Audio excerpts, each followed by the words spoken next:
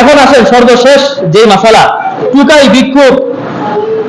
আচ্ছা, এটা বলার আগে এটা বলি যে শরীক দাতা যারা আছে তারা যদি মনে করে যে না গোস্ত আমরা খেয়ে ফেলি, গোস্ত খাবো না, গোস্ত তো পাইলাম 10 কেজি 20 কেজি পাইলাম, এখন এই গোস্ত বিক্রি করে দিব, আমার অ্যালার্জি আমি গোস্ত খাবো না। অনেকে বাহানা দেয় আমার অ্যালার্জি আমি গোস্ত খাবো না, এই গোস্ত বিক্রি করে দিব।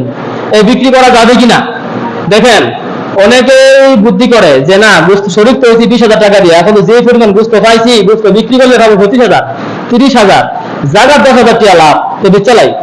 ঠিক না? না না হুজুর আমি তো অ্যালার্জি, আমার পূর্বে সকলের অ্যালার্জি, বেচালাই। এই মাসালা কি, এখন যদি কেউ বেচালায় বিক্রি করে ফেলে তখন পুরা টাকা সৎকা করে দিবে। পুরা টাকা কি করবেন? এখন কি লাভ হয়েছে না লস হয়েছে? হ্যাঁ, এর লেগে খাওয়ান দেখো বালা, কি কয় গোস্ত খাবো এটা এক বালা।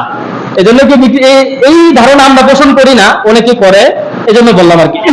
দেখেন টুকাই ভিক্ষুক যারা গোস্ত টুকায়, ঈদের দিনে অনেকে আছে না গোস্ত ভিক্ষা করে, তারা যদি যে পরিমাণ গোস্ত পাওয়ার পরে তারা যদি চায় গোস্ত বিক্রি করে দিবে, তারা আবার পারবে, কারণ এটা তো আর তারা কুরবানি দেয় নাই, তারা কুরবানি দিছে, তারা পারবে। কিন্তু আপনি আমি পারবো না, আমরা কুরবানি দেব, আমাদের উচিত আমাদের গোস্ত খাওয়া।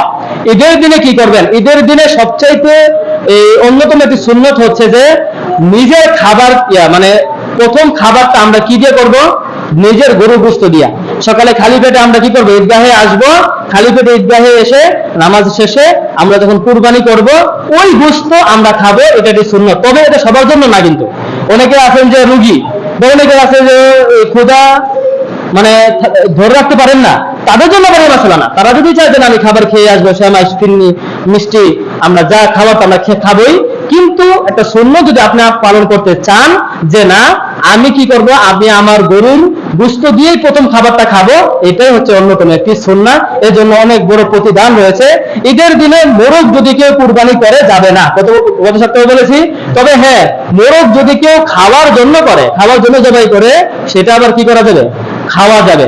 তো যাই হোক আমার প্রিয় মুসলিম ভাই বন্ধুরা, আমরা গত 3 সপ্তাহ যাবত আমরা আমাদের এই কুরবানির বিষয়ে যে মাসালাগুলো আছে, প্রয়োজনীয় মাসালাগুলো আশা করি আমরা হল করতে পেরেছি, জানতে পেরেছি।